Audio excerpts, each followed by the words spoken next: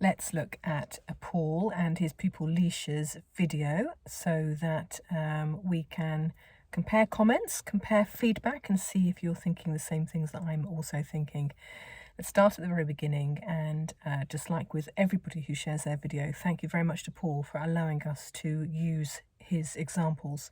And what a fab example it is too. Now, there are lots of reasons why I want you to be watching this with a very positive head on, if you like, and with the emphasis on the good. And I hope that you feel that as you listen to me giving the debrief of what I noted. So here we have the extract of Paul's lesson from the beginning. Haven't shown it all the way through because it is a nice example of the things that I'm wanting you guys to be picking up on. So bear with me while I look at some notes. I hope you also have your notes in front of you and you're also making notes as I speak, because it's going to be really useful for you to re-look at Paul's video and compare perhaps what I've said that you might have missed, so to go back and look. Fingers crossed we're all on the same wavelength. I'm pretty sure that you will all agree with me when I say that Paul is fab in terms of his manner and his demeanour and the vibe in the car. Him and Leisha, his pupil, they're just on the right wavelength, on the same wavelength, and they respond to each other and with each other, and it just works. Now that is partly due to Paul, absolutely. It's part of the qualities that Paul has. Paul will make a lovely instructor because of that. And so that is a massive positive. And you'll hear me say this again and again when we review people's videos. You can't fake that. You can't learn it almost. But it is a quality that is really worth its weight in gold, because it just makes so much of a difference to that learning environment. So, lovely manner. Let's start with the briefs. Let's start with that beginning bit that Paul and Leisha were doing before the actual drive set off. And it was great if you can listen back to how Paul is establishing the learning needs based on where Leisha's at compared to what her last lesson was. So he's asked a couple of very relevant questions to get Leisha to be the one that expresses what she's done before and then what it is that she's wanting to work on today. And she talks about one or two things. Paul rightly says, hold that thought. So he's making her kind of flag that information that he's just to himself he's also going to come back to, and for her to come back to as well. So the general flow keeps going, but there's acknowledgement that there are things that she's saying that do need to be explored some further. So Leisha has talked about meeting traffic, and that was one of the things that has gone well and she's feeling quite confident about. And listen to the way that Paul acknowledges that and then hands that responsibility over to her. Says, basically, great, if that's what you've learned, over to you. Maybe a few prompts. I think that between the two of them, they suggested that Paul might ask her a few questions just to prompt her, and more a case of seeing what's going on in her head rather than him necessarily having to prompt her to do something. So fab, really, really nice conversation. And they come back to the hill starts. Alicia talks about wanting to do the hill starts. Now listen again to how Paul confirms why they want to do hill starts. So she says she wants to do hill starts, but it's really important that you as an instructor know the motive behind that. So the reason why that's wanted to happen.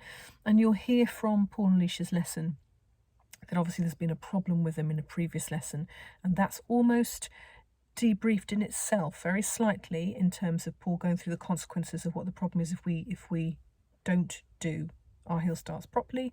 So confirming again the need to have to do them. So spot on there.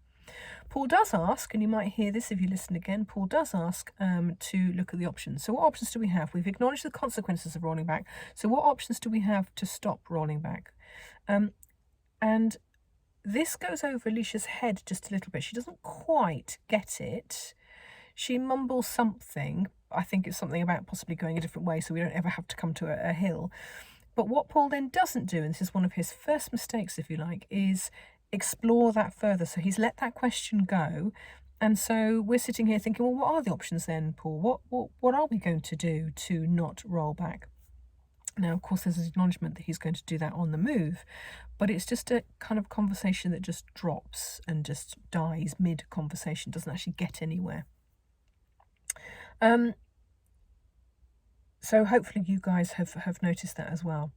So we're left hanging a little bit with that. However, goals are established, and the goals are to make it focused, and reined in, and to do the heel starts with meeting situations. So when Paul again asks Leisha to review where she's at in terms of what she's wanting to achieve, she reels off a few things that she'd like to do, and Paul rightly and very nicely says, let's bring it back in, let's focus on one or two specific things.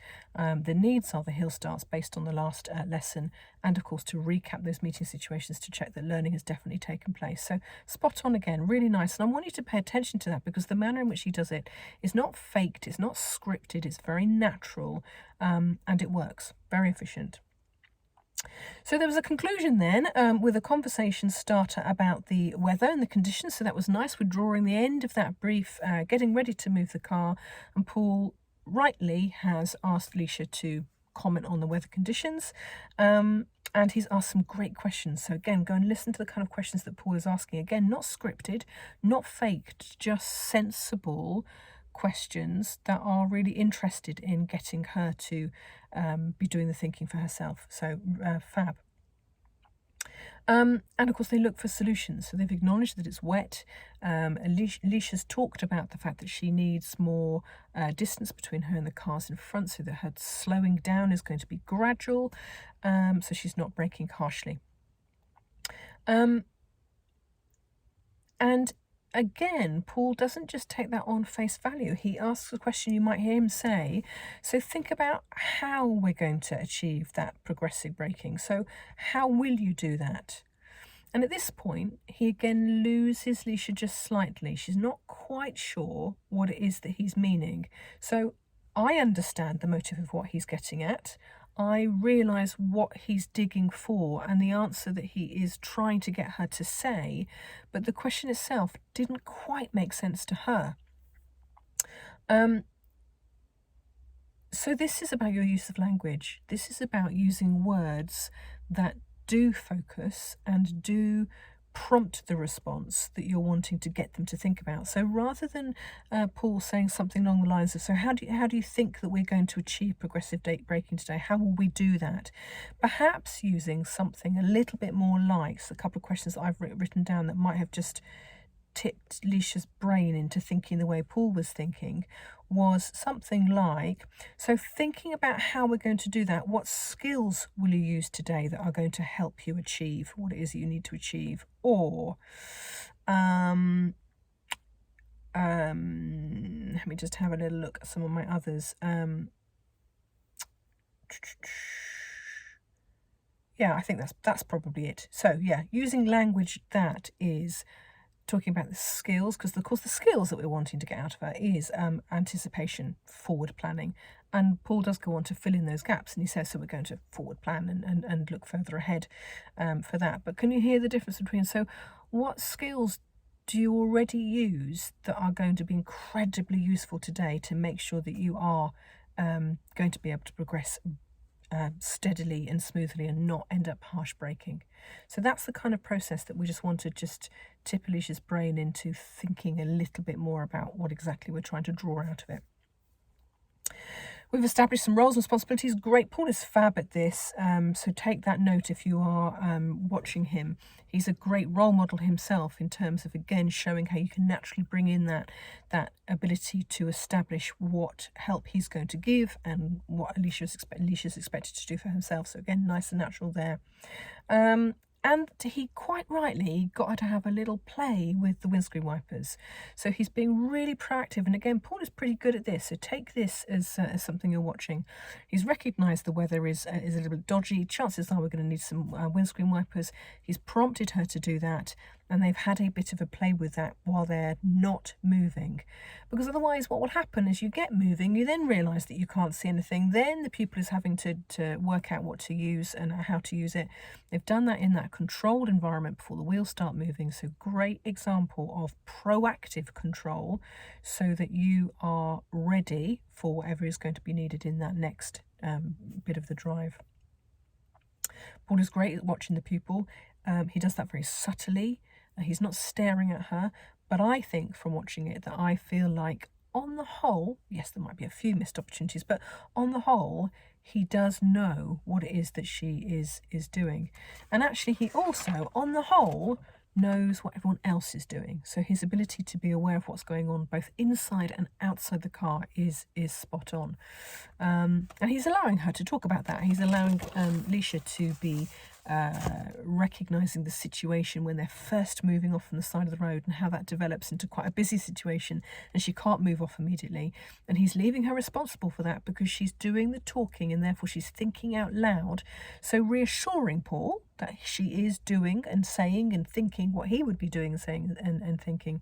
He just asks a couple of questions and gives her a bit of that reassurance to know that. Again, very natural, very nice conversations, but very, very proactive as well. So that's really good to see. The reason why I just hesitated slightly when I said on the whole, Paul is aware of what's going on around him, and you're going to hear me say this a couple of times over the next few minutes, it's really important that you are also doing your own checks. So Paul is obviously very mirror conscious. He's very aware of what's going on around him and coming up behind him when his pupil is about to move off. And he prompts his pupil on a blind spot check. It is vital that you guys are also doing that. It's really vital that you are doing a proper blind spot. You're not relying on your mirrors, particularly when you're in the other seat, because from an angle point of view, our angles are very different when we're sitting in those seats, and our mirrors do not cover what we need to be covering. So a proper blind spot check as a driving instructor. And you'll see Paul not doing this both on the left and on the right. When they're pulling off from the right. So really make a point of emphasising that you are also doing your checks. Now, the reason why I say this is that this is feedback that we get from examiners quite regularly, and examiners do say that they're constantly surprised at the number of instructors who will allow their pupils full responsibility for blind spot checks. And the bottom line is that we should not be allowing our pupils full responsibility for something that requires judgment, and blind spots require judgment. So yes, there's an awareness and the ability to observe and see, but how do you work out what you're seeing? Well, that requires judgment. How do you know whether it's okay to be moving off from the side of the road when there's a car coming? How do you know whether the car is far enough away, or the motorbike is far enough away, or the cyclist is far enough away to be able to move off safely in front of them and not cause an issue? That requires judgment. Judgment comes with experience. Our pupils lack experience. And that's why we need to back up their judgment with our own judgment. So we should never be leaving a pupil 100% responsible for something that requires judgment. That's the same in anything that requires judgment. But moving off from the side of the road is a prime thing that you should be thinking about in terms of your own safety, your pupil's safety, and that's certainly what an examiner will be looking for at the point where you are on your part 3. So Paul nicely picks up on Leisha's comment about indicators. So she makes a comment about not knowing what other road users are doing because they're choosing not to indicate, or they're not indicating. And he rightly kind of just steers that conversation round to getting to acknowledge that we can't control everybody else. This is basically what we're saying. We can't control everybody else, but what can we do to keep ourselves safe? And how did you know? So again, talking about anticipating what others are doing and using that skill of anticipating others. So not presuming that an indicator is going to tell us what we want to know. But he very cleverly asked her a couple of questions that made her kind of realise that, yeah, indicators might be helpful for other people to use. However, we're not going to rely on them anyway. What other skills do we have? So the emphasis right back on her to be the one that's making the decisions. So nice little conversation. You can see it doesn't last very long. This is not massive in-depth stuff that needs to be sat at the side of the road talking about. He slipped that into the conversation, made a point within a few seconds, job done. He has prompted mirrors before signal. You might have seen that. So he did, possibly in the first or maybe the second junction it was, he prompted the fact that she needed mirrors before signal. And he did say, otherwise we don't know it's safe. So he has backed it up with a reason why. And that's something that I have to say that a lot of instructors do forget. So they will give a prompt and they'll say what we should be doing. They won't necessarily go into the why. So just that little recap is, we've got to do that. Otherwise, how do we know it's safe for us to turn left? Nothing wrong with that. Yes, there will need to be some kind of conversation a little bit more about it, perhaps if it continues to be a bit of a problem. Yes, there might be a question about it just to confirm that Leisha knew exactly what she should be doing. But in that particular situation that you see Paul say, just because otherwise how will we know it's safe, it would be that's appropriate because he hasn't got time to be digging deeper into Leisha's brain at that point because of firefighting what's going on. So it was a little comment that just consolidates a reason and moving on. Fab, nothing wrong with that. So I also want to make a point of saying well done to Paul, but to all of you to also recognise that Paul has taken the first opportunity to cover hill starts. So he's not driven off through town or got on a dual carriageway or done some rural roads and country lanes and then done a hill start. The focus of the lesson was to do hill starts. He has literally made Leisha drive 2 roads to where there is a hill to be able to do hill starts. So this is about taking your first opportunity. Now, a couple of reasons for that. One, that was the goal. So the more we get on and do what is the goal that we're needing to do, the more learning is probably going to take place, and the more opportunities we get to be practicing that. And 2, the more we drive not focusing on what it is that we want to focus on, the more problems are going to rise, and they just build and build and build and build and build, and before you know it, you stop the car and you've got a whole list of things that people needs to be looking at, revisiting, gaining more knowledge, understanding, experience of, and you don't really know where to start. So absolutely right, earliest opportunity, go and find a hill. He's done that within literally those few seconds. So a really nice point. I hope you've all recognised that. So they've stopped on the hill and talked about it in more depth on the hill. So again, great, a little bit of acknowledgement about it in the brief, but now what they're doing is they've stopped actually in the situation, so the conversation they have is real to what it is that they are doing. Great, lovely recap on the previous incident that happened. So you can hear Paul at this point, before they go off to do the hill start, you can hear Paul just get Leisha to revisit again the problems that happened in the previous lesson. So again, we're establishing there's the proper motive for what it is that we're doing. And again, it's not taking too long to do this. This is just a decent conversation starter. So showing what is needed, re-establishing those motives. So some great questions again from Paul. So if you are wanting to listen to it back and listen to again the naturalness of the questions that he's asking, the time he allows Leisha to just have a bit of a think about it and give her response is again majority of the time spot on, but great thought-provoking questions. And I love the way, I hope some of you recognise this, that he linked in the learning with something that Leisha knew. So he linked in the talk about the gas being the thing that gives the car the power, if you like, gives the car that effort to move, and compared it to Leisha being a pedestrian and said, if you're walking up the hill, what do you need more of? And she said, more effort. Ting! Which pedal gives the car that more effort? The gas. So she recognised that. He hasn't just gone in and told, he's gone in and provoked an answer from her. Therefore, learning is taking place. It's a deeper type of learning. So she recognises the car needs more help, and that was really nice. How do we help the car? We give it some more power. Again, Paul does this really nicely, re-establishes the goal, so the level of instruction is confirmed for this first attempt. So here's Leisha about to move off on the side of the road. Paul has established what help that she wants. She has said, I want quite a bit to start with. You heard her say that. I'd like your help. Certainly for the first few, I'd like your help. And this is perhaps Paul's second mistake then, is that in terms of the help that was needed, she's recognised that she'd like the help. Paul's recognised he's going to give it and doesn't quite give it the way that I would be expecting more help to be given. So he's asked her what she wants. She said, give me more help. Didn't quite happen. So this is where your level of control and responsibilities is going to come in terms of doing what you say you're going to do, basically.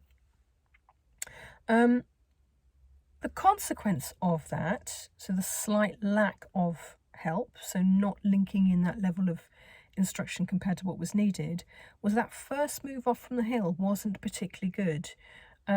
Nothing drastic happened and she didn't stall, but even we could see that the car did jolt, and we could see that she wasn't happy. So in her response, she wasn't happy, and there was acknowledgement that she was too quick off the gas. Now, if Paul had been talking through, if Paul had been saying, so find your bike, keep your feet still, do all your safety checks. When you are happy, release your handbrake, keep your feet still. Slowly bring the clutch up 1 millimeter at a time as you allow the car to catch. She would have followed those instructions because she's clearly capable of following instructions, and it would have worked. There would have been that ding, yep, done it. As it was, she wasn't very happy with it, and needs to go back and revisit it. And I would say that's purely Paul's fault at that point. The mistake was the level of instruction, not Leisha's mistake. One point I'm going to make here, and again I might emphasis as we go on, it's very, very important that you are teaching appropriately in terms of your technical information being correct and your technical information being appropriate to driving the essential skills or the highway code or any other DVSA publication that you're coming across. But driving the essential skills clearly says we should be setting gas before we set bite. And you'll see this a couple of times where bite is set and then the gas. And of course, that was then the problem with the whole keep your feet still and how much gas we need, because she'd set the gas and then came off the gas rather than holding that gas and perhaps even giving more gas to the point where we find bite. So you can see it caused a little bit of problems, and 2 or 3 times he's instructed that we are finding bite and then setting gas, or he's letting her do that, or he's letting her even verbalise that, I think, at one point. That would absolutely be picked up. That is necessary for you to be teaching according to the technical information being correct according to GNES. And we can see why. It's a classic reason why. So regardless of what your car does, whether you've got this great meaty diesel that's turbo boosted that doesn't need gas, we're not just teaching for the car that you're in. We're teaching them the skills they need to be able to get into their 14-year-old Fiesta with 4 mates in the back and not stall on a hill. So it's the technique that is there for a reason. So that was a little bit of a missed opportunity, but what Paul then did really well is he recognised that first opportunity had not gone well and the need to revisit it. And whoa, we were right back finding a hill at our earliest opportunity. So absolute gold star for that. Slight problem at that point, I think, because there was a car behind us. Paul hadn't got her to pull into the left. He was just going to stop the car on a long hill on the road, in the middle of the road. Not a problem if you're in a quiet area. There isn't an issue with just practicing a little bit of a hill start on in the middle of the road. However, I think that, bearing in mind that there'd been a bit of conversation about where you're looking and the observations and generally moving off from the side of the road anyway, why not practice the skill all in one go? So I probably would at that point have encouraged Alicia to move into the left and do a proper move off from the side of the road.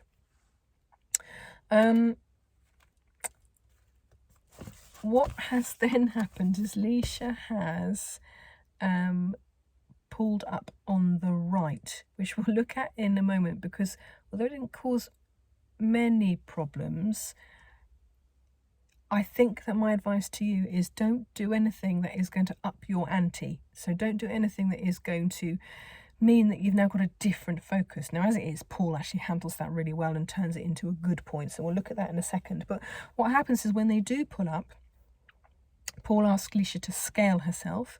So on a scale of 1 to 10 about how she felt, and Leisha says she was feeling about a 5.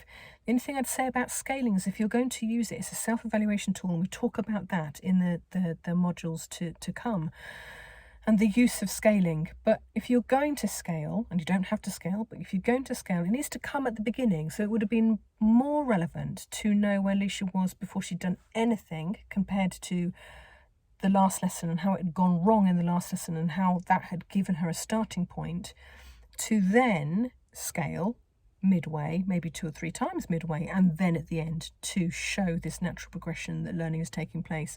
So again, throwing that in at that point, not quite as useful. However, so she said a 5, and Paul has said, has acknowledged that and what they need to do to be able to get that higher. Again, re-establish goals.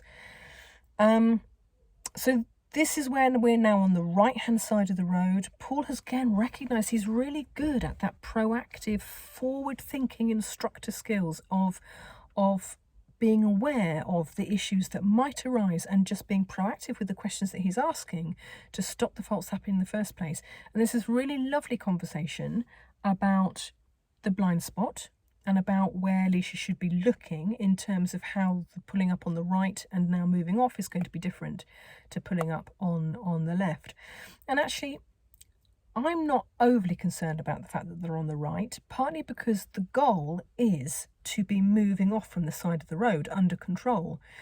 If you had a pupil who'd pulled up on the right in the middle of a lesson about roundabouts, for example, because you wanted to discuss something about roundabouts, that's a whole new topic that we're now throwing in. But actually, the linking of the pulling in the right with the pulling off on the left actually works for Paul, so that's not the end of the world. So you can see that in a funny kind of fluke way, Paul is exploiting a situation for learning to take place. So not a major issue.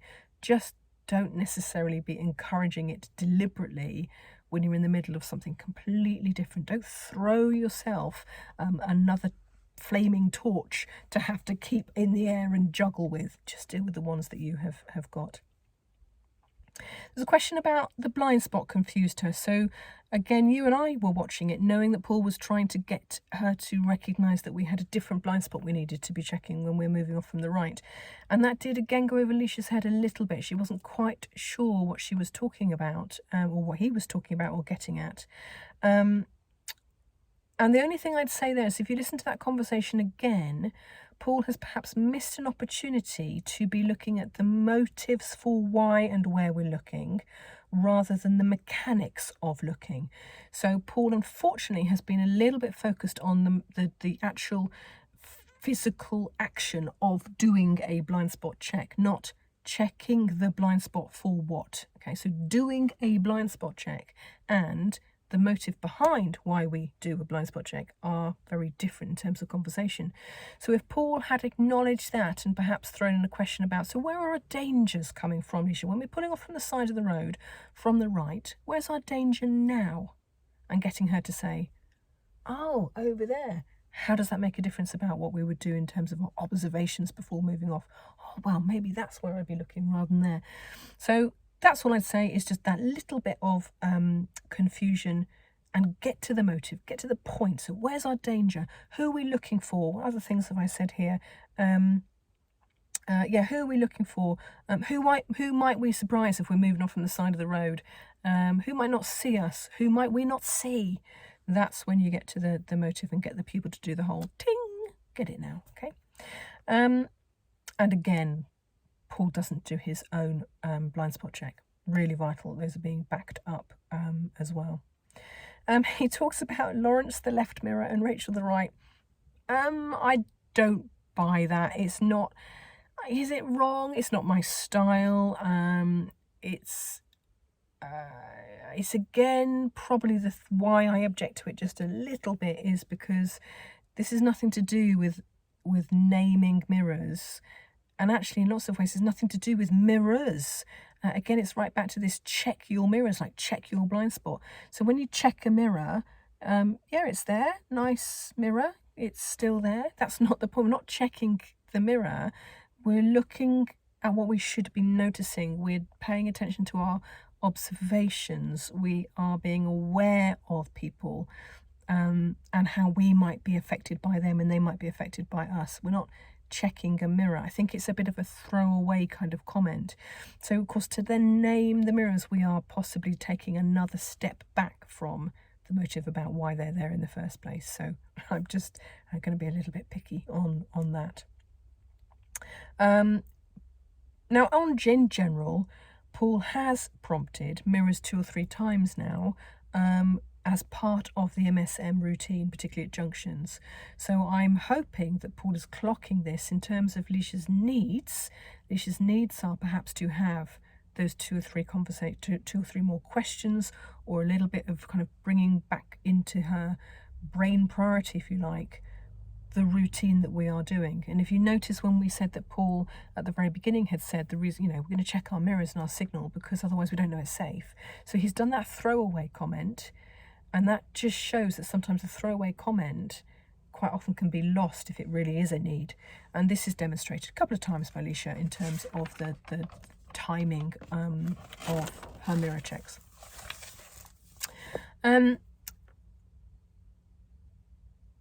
Paul asks Alicia to turn left. And again, the thing I want you to notice is that Paul's directions are nice and early in terms of being very specific about where Alicia's going, giving her plenty of time to be looking and working out, so she's not having to rush any kind of routine. And in fact, you can tell that because he gives a direction, and then there's perhaps one or maybe two questions that he gets in, sometimes even before MSPSL has started.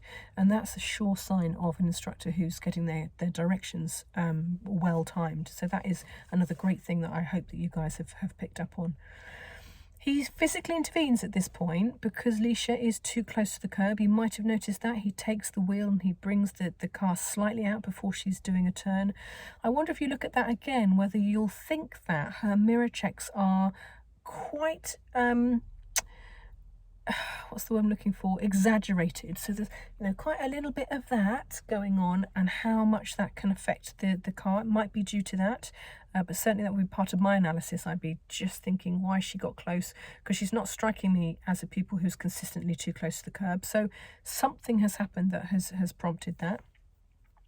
And we turn left and we almost immediately pull up on the left to relook at the hill start, and Paul puts a left signal on again. So Paul actually reaches across and physically intervenes. So he's physically intervened with the steering wheel and he's physically intervened with the left indicator.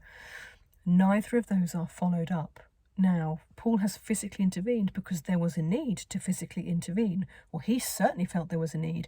If there was a need to intervene, your instructor alarm bells need to ring and think, well, I've just done something to physically control or override the car that the pupil should have been doing themselves, and therefore we have a learning need.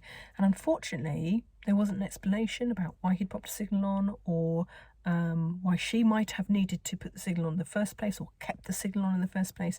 So again, a bit of a missed learning opportunity there. Wouldn't have taken much. It's just a few couple of sentences, couple of questions that would have prompted that, and then linking that into the rest of the lesson would have been necessary. So missed learning opportunity there. Still talking about bite before gas, so make a little mental note to yourself about that one. He was great at, let me just check my notes. Yeah, again, great at his proactiveness, great at asking Alicia to confirm what she was going to do before she was going to do it. So he's given her permission and responsibility to be responsible for moving off from the side of the road on a hill. She feels like she's got it enough to be able to do it, and he's just said, so talk me through, confirm to me first. And you can hear she talks it through, in other words saying, basically, I've got this, Paul, this is what I'm going to do. So that kind of reassurance that he is right to let her have a go. She misses out one thing, he recognises that, gives her a little prompt, job done, missing bits of the jigsaw all put together, and off they go. Again, missed blind spot check. Paul did ask about the magic 10, so how are we going to get to that magic 10? Because I think Alicia might have recognised that she was at a 7, I think, for her hill starts. Again, make a point of looking at the scaling that you're going to come to as you work your way through the modules, because this is not about a magic 10. Actually, if Alicia's doing a 7 and a 7 is working, is 7 not all right? Should we just do a 7? Without dismissing her desire to obviously get better and be more natural at it. Absolutely, we want to do that. But I think that my objection comes from this magical number 10 that we all need to get to. Actually, we don't need to get to number 10. So, a little bit picky, but Paul is good enough for me to be picky. And